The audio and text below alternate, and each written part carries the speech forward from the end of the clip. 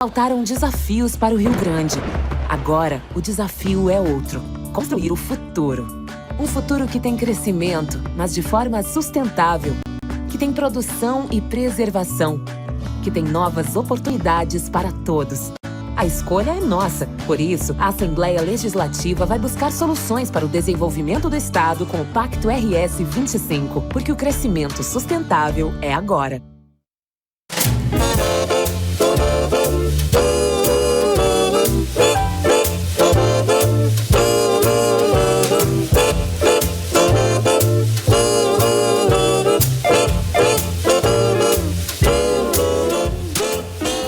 Sejam bem-vindos ao canal 525 TV Minuano. Sejam bem-vindas ao programa Resumindo, um modo direto de tratar e de responder assuntos de interesse público. Qual o efeito da prisão de Bolsonaro para os candidatos da direita durante a campanha eleitoral? Será um combustível poderoso ou uma ducha de água fria?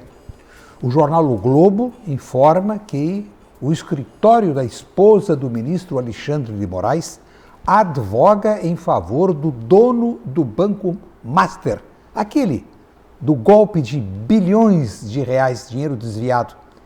É correta a atitude da advogada? O MDB no Rio Grande do Sul está pacificado e unido para concorrer ao Palácio Piratini? Paula Mascarenhas, ex-prefeita de Pelotas, ficará no PSDB ou acompanhará o governador Eduardo Leite indo para o PSD. Em atrito com o governo, presidentes da Câmara dos Deputados e do Senado faltam a um evento promovido pelo presidente Lula. Atrito para valer ou é um joguinho político para serem recompensados e prestigiados? Um novo personagem entra em cena no Teatro São Pedro: o conflito. O presidente da Fundação, Antônio Hoffel, deveria ter deixado o cargo por reclamar da falta de funcionários. Entrevistado, Luciano Huck diz que não descarta a presidência da República. É um lance de marketing ou um anúncio para valer? Lembremos, o ator de cinema Ronald Reagan chegou à presidência dos Estados Unidos. Perguntas que serão respondidas pelo jornalista Eduardo Liães, um dos mais credenciados repórteres do setor político, pela vivência diária com as fontes. Mas antes, a opinião do programa.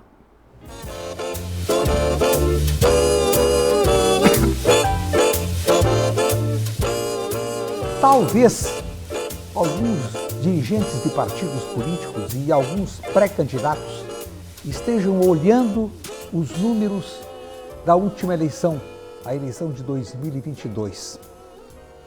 E talvez estejam tendo a atenção chamada para o número de abstenções, que chegou a mais de 31 milhões de eleitores, o que representa 20% dos que tinham condições de ir às urnas e não foram. Eleições para a presidência da República, governadores, senadores, deputados estaduais, deputados federais. Ocorreu, então, em 2022, a maior porcentagem de abstenções desde a eleição de 1998. Se os eleitores se omitem na escolha do presidente da República, dos governadores, menor ainda é o interesse pela definição dos que serão senadores, deputados federais e deputados estaduais. É uma conclusão lógica. Os que acompanham os sites de notícias da Câmara dos Deputados e do Senado concluem que os parlamentares têm feito muito pouco para desfazerem o conceito quase generalizado de que eles são pouco significativos. Recorrendo à história, lembro que a Câmara dos Deputados foi criada pela primeira Constituição brasileira, ano 1824. Foi uma Constituição imposta pelo imperador Dom Pedro I, que instituiu a Assembleia Geral Legislativa, que era a composição da Câmara dos Deputados. 102 integrantes, 102. Hoje são 513 deputados federais. E pela Câmara dos Senadores, determinou a Constituição, a primeira do país. E este Senado era formado por 50 membros, hoje são 81. Agora vem o absurdo. Dos atuais 513 deputados federais, querem saltar para 531. Para quê? Para nada. Com o aumento no número de deputados federais, haverá o quê?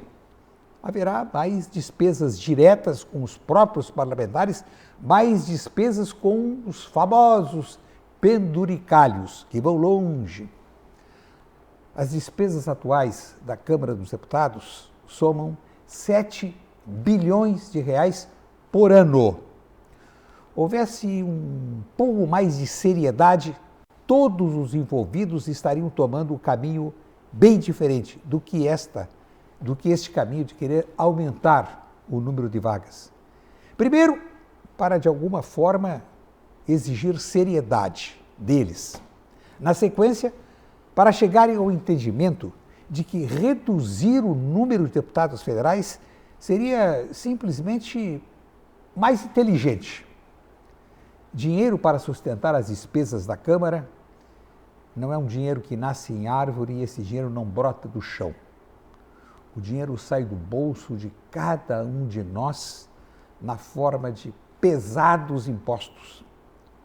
Para que a abstenção diminua na eleição de 2026, os atuais parlamentares precisam demonstrar que não rasgam dinheiro nem jogam dinheiro pelo ralo.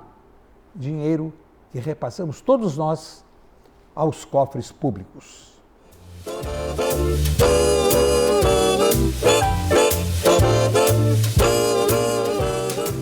Voltemos no tempo. A 26 de novembro de 1942, ocorreu a estreia em Nova York do filme Casablanca. No elenco, Humphrey Bogart e Ingrid Bergman.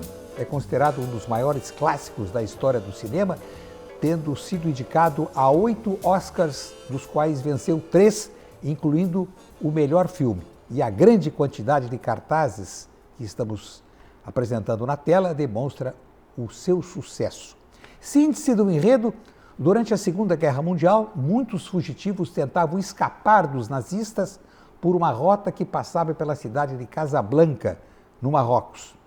O exilado americano Rick Blaine, interpretado por Humphrey Bogart, encontrou refúgio em Casablanca dirigindo uma das principais casas noturnas da região. Clandestinamente, tentando despistar a polícia, ele ajuda refugiados, possibilitando que eles escapem, fujam, pudessem viajar para os Estados Unidos.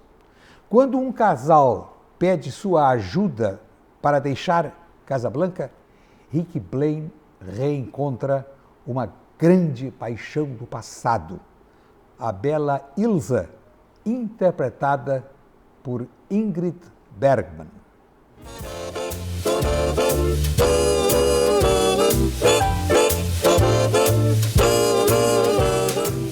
Vamos visitar o Museu Real das Armaduras, localizado na cidade de Leeds, norte da Inglaterra.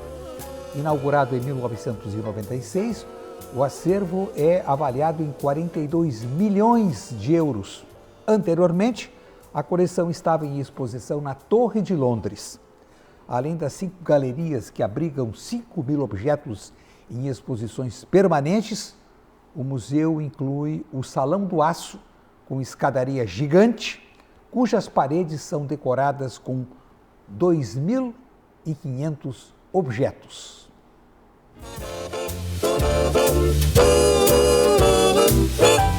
Quem disse isso? Hoje em dia, há tantas celebridades e a maioria delas são totalmente desconhecidas. Quem disse isso? Olavo de Carvalho, que viveu de 1947 a 2022. Jornalista, escritor, ensaísta, polemista, ideólogo e representante do conservadorismo. Olavo é apontado como responsável pelo surgimento da nova direita brasileira. Vamos agora à análise dos fatos polêmicos do momento. No estúdio, o jornalista Eduardo Linhares, que se graduou em Comunicação Social pela Pontifícia Universidade Católica, tem mestrado e tem pós-graduação em Marketing Político, também pela mesma universidade, a PUC. Eduardo é coordenador de Comunicação Social da Associação Gaúcha das Emissoras de Rádio e Televisão do Rio Grande do Sul, circula por todas as fontes do setor político e emite boletins diários para 307 emissoras de rádio do Rio Grande do Sul. Seja bem-vindo, Eduardo. E o primeiro assunto, a primeira pergunta, qual o efeito da prisão de Jair Bolsonaro para os candidatos da direita durante a campanha eleitoral? Será um combustível poderoso ou vai ser uma espécie de ducha de água fria? Obrigado, Armando, pelo convite. Sendo objetivo, acredito que o fato do Bolsonaro sair completamente da qualquer possibilidade de concorrer vai abrir o caminho para surgir novos candidatos. Temos agora dezembro, janeiro, fevereiro e março. Quem for governador tem que renunciar para concorrer. Acho que vai viabilizar o surgimento de talvez mais candidaturas da direita. E umas 2 ou 3 candidaturas. Acredito, o grande incógnito é saber se o governador de São Paulo vai concorrer a presidente. Hoje eu estava lendo no jornal do centro do país que o sonho dele é ter como vice o governador de Minas, Romeu Zema. É uma tática interessante, é voltar à política café com leite, um vice que não criaria problemas para ele. Acredito que ele tenha medo de ter alguém da família Bolsonaro como vice. Seria o apoio do Novo na condição de ocupação da vice. O Novo é um partido pequeno. O grande partido hoje no país, um dos grandes, é o PSD. Isso não abriria a possibilidade de ou Ratinho, governador do Paraná, ou Eduardo Leite, governador do Rio Grande do Sul, ocuparem a posição de vice de Tarcísio, que é de um outro partido, republicanos? Acredito que eles os dois talvez quisessem, mas essa junção de São Paulo com Minas Gerais ficaria uma chapa mais consistente. O eleitorado do Paraná é um eleitorado mais conservador. Aqui no Rio Grande do Sul também tem uma parte muito grande. Esse eleitor ele viria para o Tarcísio de qualquer jeito. Eu acho que ele sabe que quem ganha em Minas, a tradição é que quem ganha em Minas é o presidente do Brasil. Então acho que ele vai buscar essa hipótese. Mas o presidente nacional do PSD, Gilberto Kassab, é, antes e acima de tudo, um ambicioso. Você acha que ele vai ficar fora dessa disputa ou o PSD, então, lançaria um candidato à presidência disputando com o Tarcísio? Não, o PSD apoia o Tarcísio, ele já falou várias vezes, o Kassab, que ele apoia. O Kassab é um fenômeno, né, Armando? Ele não tem voto, ele foi eleito prefeito de São Paulo porque ele era vice do Serra, o Serra se renunciou para ser candidato a governador, ganhou o governo de São Paulo, o Kassab conseguiu ser reeleito, depois concorreu ao Senado, entrou em 3º lugar e nunca mais concorreu a um cargo majoritário, mas é um craque nos bastidores, né? Todo dia o PSD tem novas filiações, ele consegue manter um pé em cada governo. O voto ele não tem, mas tu não governa sem ele, eu diria hoje. Uhum. Mas uma das características de Kassab, primeiro, ele é um grande articulador, trabalha muito, sabe dialogar, sabe conciliar, mas ele dá uma opinião, como deu do apoio ao governador Tarcísio, e no dia seguinte ele pode mudar. Ele é um mutante, dependendo do interesse dele pessoal e do partido. Eu acredito que não, Armando, porque ele é secretário do Tarcísio em São Paulo. E o Tarcísio tem a caneta em São Paulo. E se ele chega a romper com o Tarcísio, ele poderia perder prefeitos. Ele poderia ter um enfrentamento em São Paulo que para ele não seria bom.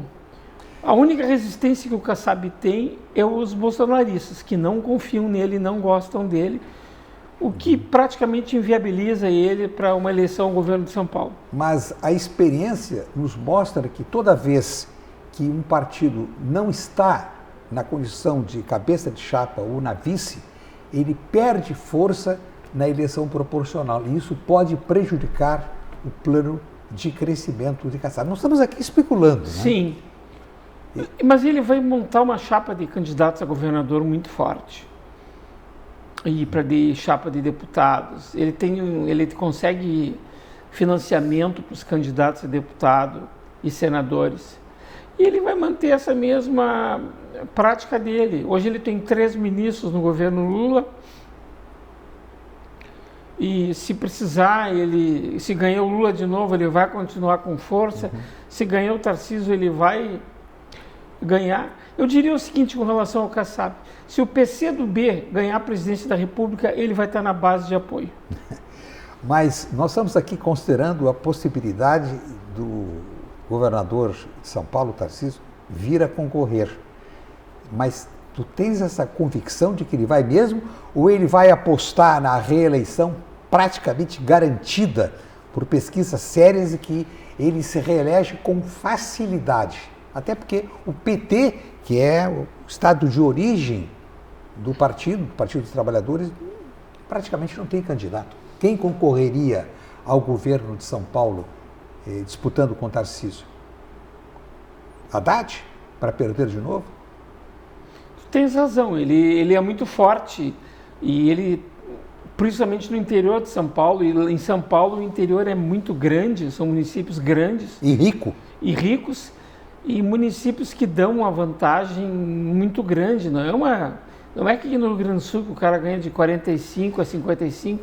Lá os candidatos de direita ganham de 80% a 20% em cidades muito grandes, com muito dinheiro. Ele tem a vantagem que ele é jovem ainda, um homem com 50 e poucos anos. Ele poderia esperar, mas ele está sendo muito pressionado, principalmente pelo mercado financeiro, pela Faria Lima. A Avenida Faria Lima, que concentra o poder financeiro do país. Exatamente. Ainda no plano nacional, chamou a atenção a notícia publicada pelo jornal o Globo e até agora não desmentida, a informação de que o escritório da esposa do ministro Alexandre de Moraes, dos integrantes do Supremo Tribunal Federal, advoga em favor do dono do Banco Master, aquele do desvio, do golpe de bilhões de reais. É correto a esposa de um ministro do Supremo advogar numa causa que vai desembocar no STF? Evidentemente que não, né? É uma vergonha isso, ainda mais ele que é um ministro tão durão, punitivo, foi promotor em São Paulo. É um caso lamentável. E esse senhor aí, Daniel Vocaro, aí estava muito cercado, né, por políticos de todos os partidos e poderosos. Tinha no seu conselho o ex-ministro do Supremo e atual ministro da Justiça, Ricardo Lewandowski. Para minha surpresa negativa, um dos criadores do Plano Real também estava, o Gustavo Franco, mas o ex-presidente do Banco Central, Henrique Meirelles, nos negócios com o mundo árabe, disse que ele tinha contratado o ex-presidente Michel Temer. É triste isso. Ele habilidoso no desvio, na chantagem, na propina. Diz que ele patrocinava, se havia festa em Brasília envolvendo alguém do poder, ele fichava. Bancava tudo que é coquetel, eventos. Até no futebol ele se meteu, ele era um dos investidores do Atlético Mineiro também. Como é que essas pessoas, será que as pessoas são ingênuas ou gostam de correr riscos, Eduardo? Olha, Armando, esse cara de ingênuo não tem nada, né? Ele gosta de correr risco, né? Não, eu digo os envolvidos, os que são... A vaidade, Armando. A vaidade. A vaidade. A vaidade dessas pessoas não tem limite.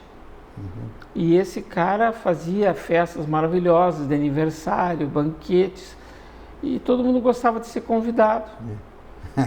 Certa vez eu perguntei a um parlamentar, não era gaúcho, e cá, por que Brasília, festa e festa, a solidão de Brasília. Aí me discorreu sobre a solidão de Brasília. A família não estava lá, e uma grande maioria dos parlamentares mantém a residência no seu estado, então, de noite, daquela solidão, então eles ficam olhando o carnê de festas, sejam festas em embaixadas, em consulados, e festas de aniversário. Festa é o que não falta, né? E patrocinador também não faltou, porque esse golpista, esse ladrão, que teve a coragem de roubar dinheiro de fundos de pensão e aposentadoria, de funcionários públicos municipais e estaduais, escândalos. E sabe o que vai acontecer com ele? Ele vai ser solto ligeirinho e o processo vai andar de uma mesa para outra, de uma instância para outra. Isso é uma vergonha, um caso. Eu sempre cito o caso do Serginho Cabral, né, governador do Rio de Janeiro, condenado a... Já deve estar no livro dos recordes do Guinness, 400 anos, mas ele cumpre a pena na piscina de sua mansão. Só, apenas nada mais. Prisão é para os pobres, ou aqueles que alguns ministros querem se vingar. Lamentavelmente, esse é o quadro. Mas eu não vejo nenhuma manifestação. A OAB tem uma comissão de ética, deveria, no mínimo, se manifestar sobre isso, né? Mas a direção nacional da OAB, que já foi uma OAB voltada à defesa do interesse público, agora virou... É uma tristeza. É uma tristeza. E se elegem para ganhar visibilidade e tomar conta de grandes ações e muito dinheiro. Indicar amigos para as vagas do 5º Constitucional em Brasília. Claro que o presidente tem força, mas o que eu tenho lido de presidentes dos últimos mandatos é triste para a história da Ordem dos Advogados do Brasil, que sempre, lembro, teve como grande incentivador para a criação figura do grande estadista Oswaldo Aranha. Foi ele quem redigiu o documento inicial e levou para o presidente da República, Getúlio Vargas, que assinou, criando a Ordem dos Advogados do Brasil. Para ficar bem claro, as críticas são à OAB nacional, não à OAB gaúcha, dirigida muito bem por Leonardo Lamacchia. E faço também uma exceção, o Cláudio Lamacchia, irmão do Leonardo, e teve na presidência e com uma posição ética, correta, honrando o nome do seu pai, que foi secretário municipal da Educação em Porto Alegre, Frederico Lamacchia. Eu estou me referindo ao período posterior, tantos escândalos e a OAB silenciosa. E mais um caso, tá? Estou levantando mais um caso. Do plano nacional, vamos voltar ao Rio Grande do Sul. Você que acompanha, eu também acompanho, como jornalista da área política, eu pergunto, o MDB está pacificado e unido para disputar o governo do Estado? Ainda não, e não vai ficar. O deputado Alceu Moreira não vai ceder a unidade. Ele tem dito que vai fazer a campanha dele para deputado federal, quer fazer 150 mil votos para contribuir para a legenda, para ver se a legenda consegue aumentar a bancada.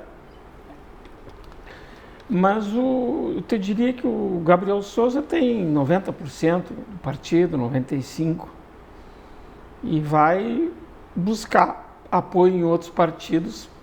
Por exemplo, qual o partido que apoiaria o MDB? Certo seria hoje o PSD. Sim. Mas o sonho de consumo do Gabriel é o PP, Partido Progressista. Que tem peso, que tem voto. Tem é voto. O partido com o maior número de prefeitos, né? Municípios muito E tem pequenos, mas... uma nominata excelente de candidato a deputado estadual. Está com nominata forte para deputado federal. Mas o PP está dividido em várias alas. Uma ala que é candidatura própria, outra que é apoiar o Gabriel, outra que é apoiar o PL. É uma definição que vai ficar para o meio do ano que vem. Ainda tem correndo por fora o secretário Hernani Polo. O secretário Hernani Polo, que seria o vice dos sonhos do Gabriel. É. O secretário Hernani Polo é um homem que tem um trânsito muito grande no segmento empresarial.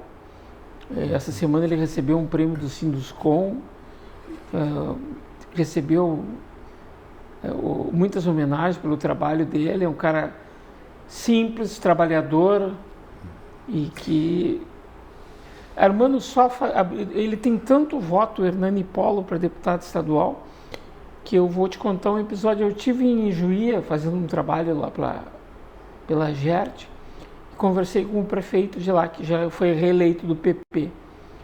E o prefeito me disse que, Andrei Cossentin, que se o Polo disser que não vai ser candidato a deputado estadual, vai ter dois candidatos, dois prefeitos vão renunciar para concorrer a deputado estadual na região, porque sabe que política não fica espaço em branco, né?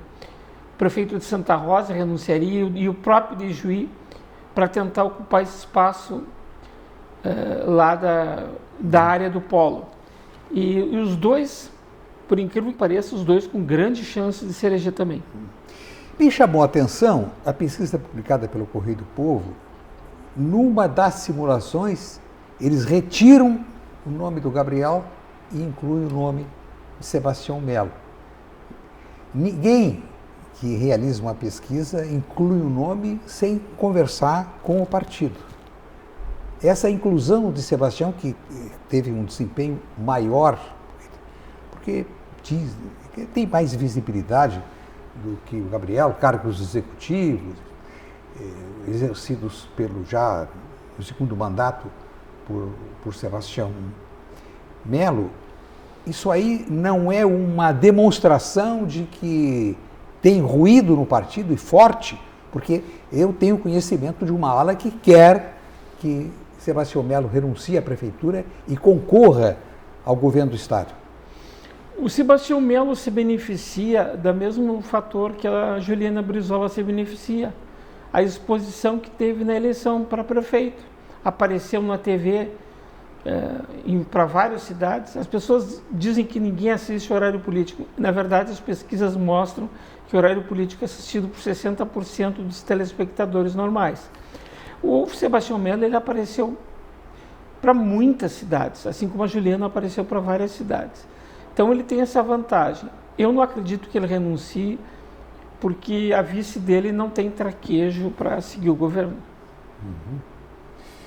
Esse é o canal 525 TV Minuano. Esse é o programa Resumindo, que recebe o jornalista Eduardo Lienz, um dos mais credenciados e profundos conhecedores sobre a política estadual e nacional. Nós estamos analisando o Rio Grande do Sul, e eu quero saber a sua opinião sobre o posicionamento, o caminho a ser adotado pela ex-prefeita de Pelotas, Paula Mascarenhas, que hoje é presidente estadual do PSDB. Ela vai continuar o partido, ou ela vai migrar para o PSD, acompanhando o seu líder Eduardo Leite? Burdi, amanhã, dia 27, o novo presidente do PSDB, Aécio Neves, toma posse. E ele vai escolher os novos presidentes estaduais. Os comentários que eu ouvi na Assembleia foram de que ele vai indicar o deputado Daniel, da TV lá de Pelotas, deputado federal, como novo presidente do partido, pensando em manter o deputado, ter um deputado no Rio Grande do Sul e dar visibilidade para ele concorrer à reeleição. Acho difícil a situação da ex-prefeita Paula Mascarenhas, ela é muito próxima do governador. A informação que eu tenho é que se ela ficar no PSDB, numa eventual disputa interna, ela perderia para o prefeito de Guaíba, Marcelo Maranata, que já está em campanha, vai renunciar à prefeitura de Guaíba para concorrer a governador. Eu acho que no fim ela vai acabar concorrendo, indo para o PSD e possivelmente ser a vice de Gabriel Souza. A Paula Mascarenhas. A Paula, vice, ela é conhecida, reconhecida como uma uma mulher preparada, sabe falar, se comunica bem, conhece a máquina pública. Mas se a escolha tiver que ser dada pelo MDB, o que preferiria? O PP. Preferiria o PP. Evidente. Ah, pois é. Então essa é a dúvida. O PP está numa posição pendular, né? Vai para cá, vai para lá e acompanha o cenário, e bota o termômetro embaixo do braço, né? Está numa posição de observação. Eu acredito, Armando, tu sabe mais do que eu, assim, eu acredito que o PL vai oferecer ao PP uma das vagas ao Senado. Acho que a candidatura do Sanderson pode abrir mão para o Onyx, para o Onyx concorrer ao Senado. Uma maneira do PL atrair o PP. Mas tudo tem muita água, né, para rolar até o ano que vem, né? Pelo que eu observo, o ex-ministro e ex-deputado estadual, deputado federal, Luiz Lorenzoni, tem percorrido o Estado com muita frequência, restabelecendo contatos, criando novos contatos. Ele está fardado. Ele está fardado, eu acho que ele aceitaria o desafio de concorrer ao Senado por uma eleição majoritária. Aí ficaria ele e o Marcel, Luciano Zucco e o vice-governador, não sei. O deputado Sanderson é reconhecidamente um político muito operoso. Ele é do quadro da Polícia Federal, tem muito boa formação, mas ainda não tem a visibilidade. Sai do noroeste do estado com uma votação muito boa, né? Vai a Brasília e às vezes não há possibilidade física de abranger em visitas todas as ele regiões. Ficaria ele ficaria mais no eleitorado bolsonarista raiz. Aí acho que não é suficiente para ganhar a eleição no Senado. Voltamos ao plano nacional. Jornalista Eduardo Liães, em atrito com o governo, os presidentes da Câmara dos Deputados e do Senado faltaram ao evento hoje, presidido por Lula. É um atrito para valer ou é uma mentirinha, um jogo de cena para serem valorizados, Eduardo? Olha, Armando, com sinceridade, para mim é jogo de cena. Esse pessoal nunca está satisfeito, quer sempre mais coisa. E esse episódio da aprovação da aposentadoria integral para os agentes de saúde foi uma responsabilidade fiscal tremenda. Os deputados criticam o governo porque gasta, mas eles também não fazem questão de economizar um centavo e podendo aumento da despesa. Acho que estão criando dificuldades para vender facilidade. E o governo, como não tem maioria no Congresso, acaba tendo que se sujeitar a esse tipo de pressão e de chantagem. Vamos voltar ao cenário local e falar de um colega que nós conhecemos e convivemos há tanto tempo. Um novo personagem entrou em cena no Teatro São Pedro, o nosso maravilhoso Teatro São Pedro. Esse personagem chama-se o Conflito. O presidente da Fundação Teatro São Pedro, Antônio Hoffel, deveria ter deixado o cargo por reclamar da falta de funcionários, Eduardo. Mas, Armando, esse assunto aí, alguma coisa não está bem explicada, né? Porque o Antônio Hoffel, eu conheço ele desde a época de vereador, depois na PUC, foi meu professor no mestrado, um dos melhores professores da Faculdade de Teoria da Comunicação que eu tive. E ele entrou em atrito numa declaração que um político, um homem experiente como ele, jamais faz, né? Ele está criticando em público, né? Pedindo cargos. Bom, demorou tanto para conseguir.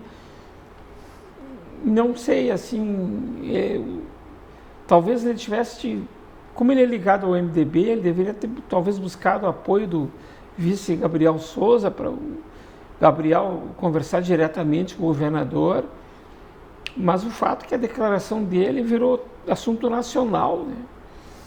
Cancelar a programação de um teatro, um conjunto todo como São Pedro, artistas do Brasil inteiro se manifestaram.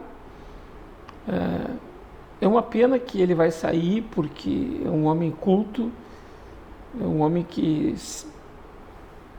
sempre foi um jornalista da cultura, um intelectual, um homem que sabe muito de cinema, das artes, mas o governo ele ficou embretado. E o Antônio, ainda aí já é um faro meu, assim, ele criticou indiretamente uma das secretárias que o governador mais gosta, que é a secretária Daniela, que tem muito prestígio com o governador. E daí, quando eu vi a crítica que a secretária Daniela, eu digo assim, isso não vai terminar bem. O governador trouxe ela de Brasília, ela está fazendo um trabalho importante, e tu sabe que política tem suas regras. Mas poderia também ter considerado... Agora, o que é estranho, Armando, é todo esse tempo não ter dado uma solução para um problema, né? Porque ele falou de um problema, falta de funcionários. Eu tive visitando, já assisti 3 espetáculos no Teatro Simões Lopes Neto, realmente ficou muito lindo o teatro. O Complexo São Pedro aumentou.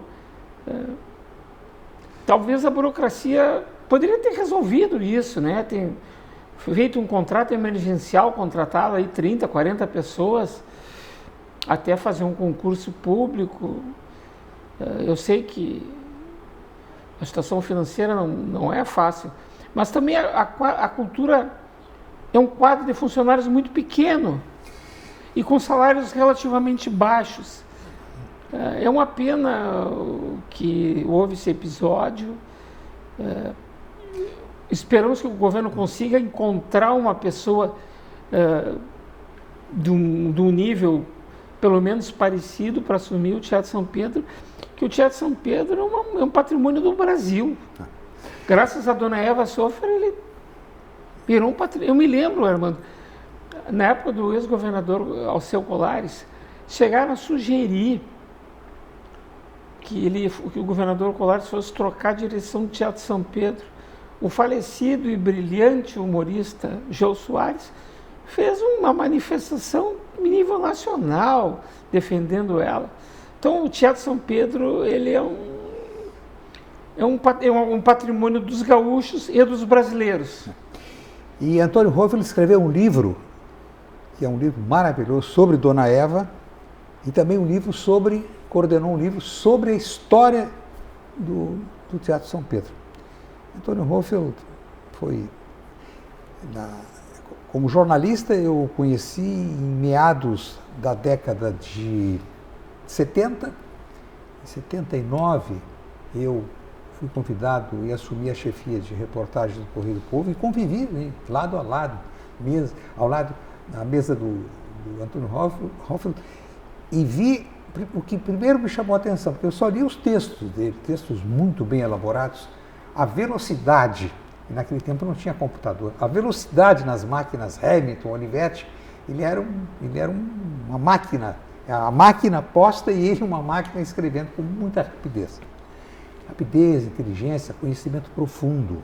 E, ao mesmo tempo, desenvolvendo a carreira na Faculdade dos Meios de Comunicação, onde você se formou, na Pontifícia Universidade Católica. Hoje, ele leciona no doutorado. Afora isso, ele foi patrono, em 2007, da Feira do Livro de número 53. Ele tem uma coluna há muitos anos em que ele escreve sobre teatro. Aliás, é o único colunista de teatro em Porto Alegre, publica no Jornal do Comércio. Ele tem uma longa vivência, carreira. E como político, é bom lembrar, ele se elegeu vereador de Porto Alegre, o primeiro vereador do PT no Estado.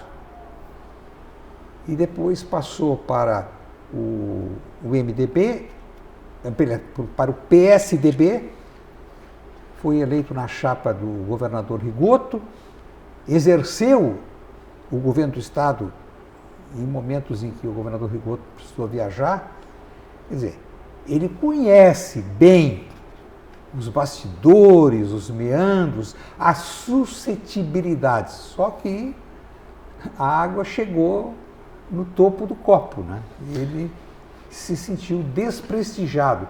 Isso não poderia ocorrer em respeito à sua carreira no setor cultural e como político. Armando, eu vou te fazer com a confissão aqui para os telespectadores. Um homem com uma capacidade de trabalho impressionante. Quando ele foi meu professor no mestrado, ele era o vice-governador do estado. A aula começava no final da tarde. E às vezes ele tinha que substituir o governador Rigoto e tinha que assinar. Naquela época assinavam muitos convênios, vinha o processo físico, né? E assinava. E estava começando a aula e ele não chegava e tal. Aí daqui a um pouco vinha a secretária lá do mestrado da PUC e dizia assim: professor Antônio Rovro pediu que vocês esperassem, que ele está vindo e que ele vai dar aula integral, não pense que ele vai dar moleza. Aí ele chegava, dava as 2h30, o tempo inteiro, com uma dedicação muito grande. Mas eu quero te dizer também hoje que eu descobri que já tem, o PSDB já está sondando ele para que ele retorne ao partido. Uhum. O contato foi feito pelo vereador Moisés Barbosa, que deverá assumir a presidência da Câmara de Porto Alegre. Uhum. E é o presidente municipal do PSDB. Uhum. Moisés foi assessor do Antônio Rovro na Câmara. Naquele tempo, ele se identificava como o maluco do bem. E eu acho que ele trabalhou com o Antônio também no gabinete do vice-governador, se não me engano. Também. E eu vou contar aqui um outro episódio. 1980, Paulo Autran veio ao Teatro São Pedro para fazer a temporada de peças e o Antônio, 8:50, se levantou e saiu correndo. Vou ao Teatro São Pedro assistir a estreia do Paulo Autran com a sua companhia.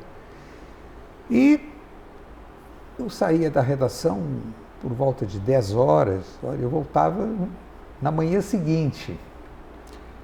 Quando eu chego, na manhã seguinte, está em cima da mesa do Antônio Rovro uma entrevista, naquele tempo eram laudas, 10 laudas, uma entrevista com o Paulo Autran. E eu digo, mas o Antônio é rápido, entrevistou o Paulo Autran à tarde e à noite foi assistir a peça. Quando ele chegou à redação, chegava por volta de 2h30, Antônio, tu é rápido, hein? Entrevistasse e tal, e a matéria vai sair amanhã, que maravilha. Ele disse, não. Depois da peça, eu entrevistei o Paulo Autran, que teve a gentileza, já me conhecia e respeitava muito o Correio do Povo. No camarim, eu fiz uma entrevista de quase 1 hora.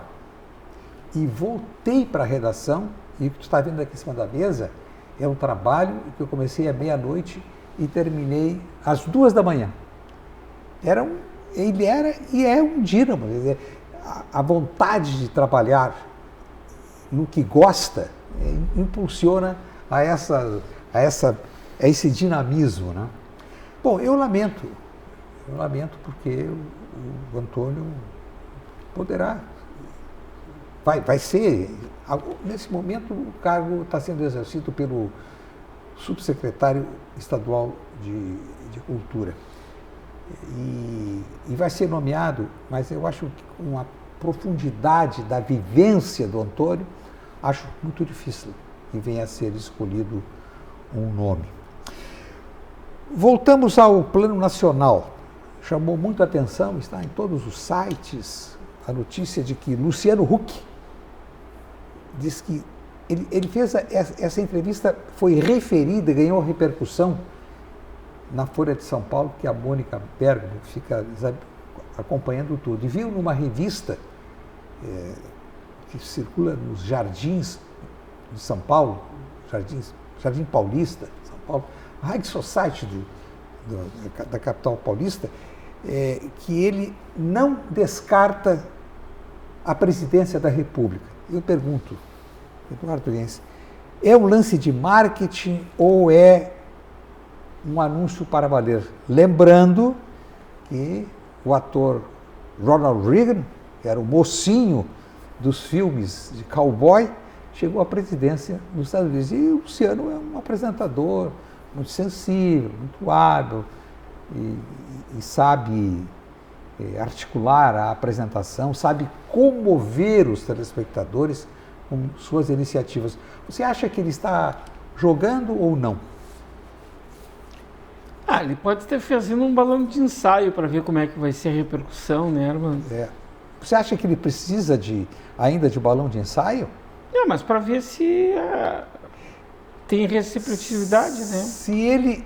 Se ele entra numa disputa, você acha que candidatos políticos tradicionais poderiam confrontar com ele? Olha, ele é um homem muito popular, né? A minha curiosidade é saber se ele teria votos no Nordeste, né? Onde o Lula é forte. Bom, eu não estou falando que ele vá se candidatar. Acho que em 2026, não. Ainda que tenha ocorrido um episódio mais ou menos semelhante com o Silvio Santos, né? Que à última hora, e só não se candidatou porque o partido não tinha os papéis legais. Era um partido muito pequeno, completamente desorganizado, e ele perdeu a oportunidade. Mas ele se fardou como candidato. A propósito, está entrando no circuito um filme que foca esse episódio da tentativa de candidatura. Ele estava disposto a concorrer. O Luciano, seguramente, ele ia agitar o quadro político se entrasse como candidato. Mas mesmo que não entre agora, que entre em 2000, ele concorreu, aliás, o Silvio Santos tentou concorrer em 1989, foi a primeira eleição. A eleição que teve o maior número de candidatos da história. Foi. E ele estava prontinho para concorrer. Como? Luciano Huck também tem a vantagem da idade, né, Armando? Eu ainda acho que essa eleição agora de 2026 ainda vão ser essas figuras do Lula e o candidato anti-Lula com grande força no bolsonarismo. A partir de 2030 que acredito que é possível que o cenário mude. Uhum. E ele poderá entrar em 2030 perfeitamente. Vamos fazer um passeio no tempo. Estou aqui com a lista dos candidatos. Foi a eleição com o maior número de candidatos à presidência da República. Pela ordem alfabética, Afonso Camargo Neto concorreu pelo PTB, um paranaense. Foi senador. Foi senador. Criador do Vale Transporte. Isso, pelo velho PTB, que desapareceu. Afonso Camargo Neto.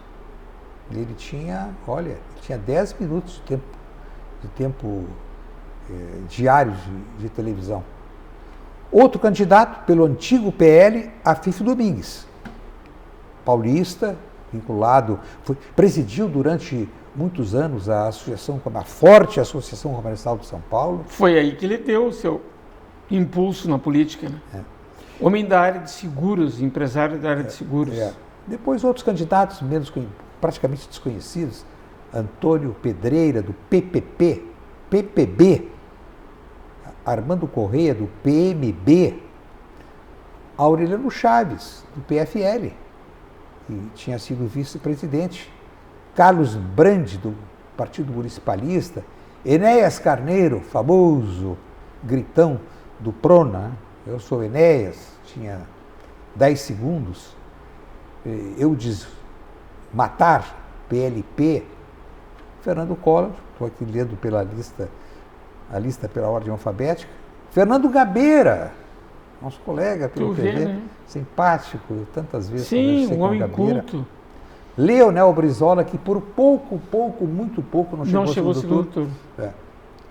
E não cumpriu a promessa que tinha feito aos líderes do PDT, e numa entrevista que eu fiz aí com ele, e eu disse, se o senhor não transferir, quando terminar o governo do Rio de Janeiro, não transferir o título para São Paulo, o senhor vai ficar atrás do bloco. Disse, não, eu vou transferir. E acabou envolvido lá, não transferiu. E mais outros nomes, Lula, deixa eu ver, Mário Covas, grande figura, PSDB, Marronzinho, do PSP, Gontijo, Maluf, pelo PDS, Roberto Freire, pelo Partido Comunista, o Partidão, Ronaldo Caiado, está aí pronto para disputar. Na época ele era da UDR. Ele era do PSD. Ulisses Guimarães, o grande comandante da Constituinte, e mais Zamir Teixeira, do PCN. Olha, essa salada de frutas, de letrinhas, é um retrato da esculhambação da estrutura partidária no Brasil. Eu sempre digo e repito, nos Estados Unidos, o Partido Republicano surgiu em 1840 e poucos, o Democratas tinha surgido em 1830 e poucos, é o mesmo Partido Democrata, é o mesmo Partido Republicano de hoje. E no Brasil é como dizem os franceses, uma melange, uma mistura, uma esculhambação, um interesse pessoal muito à frente do interesse público, e muitos deles sequer sabem o que significa o interesse público, Eduardo. O nosso vizinho aqui, o Uruguai, Partido Branco e Partido Colorado, são partidos de 1890. Sim. A novidade é a Frente Ampla, que também já não é tão nova assim como já deve ser, já tem um bom tempo, mas os partidos do Uruguai são os partidos mais antigos do Ocidente. União Cívica Radical na Argentina também surgiu no final do século XIX, e nós aqui não aprendemos a lição. A facilidade em criar meia dúzia, começa numa reunião do condomínio, aí se expande para o bairro, para a cidade, muita promessa, vamos conseguir emprego público para todo mundo, essa moleza, depois aposentadoria integral, fica todo mundo encantado, vão assinando, buscando, aí cria, vai lá, TSE, Tribunal Superior Eleitoral, aprova, aparece, surge, o último, aquele PRONA, não, PROS, é uma mistura. É uma mistura. Não se sabe de onde surgiu, para onde vai. O MBL vai. Virou partido agora. E por isso é que a abstenção, o assunto que eu referi no comentário inicial, é uma abstenção tão alta. Eduardo Liães, foi uma satisfação imensa poder... O tempo passa muito rápido, né? Muito rápido. Essa emissora aqui, nesse programa, o tempo passa muito rápido. Agradeço muito por teres interrompido a tua atividade de repórter tão competente, tão reconhecido pelos colegas e pelas fontes que tu tens, graças aos teus méritos. Assim como agradeço a todos os que nos acompanharam. E fica o convite para novo encontro amanhã. Recebam todos um grande abraço.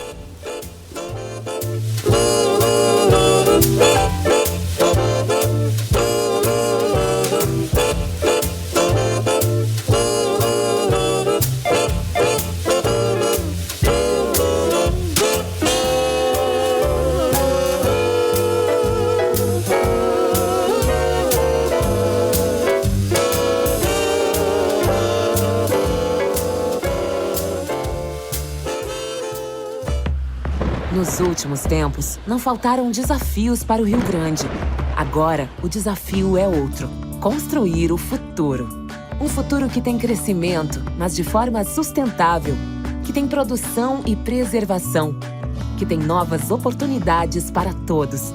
A escolha é nossa. Por isso, a Assembleia Legislativa vai buscar soluções para o desenvolvimento do Estado com o Pacto RS 25, porque o crescimento sustentável é agora.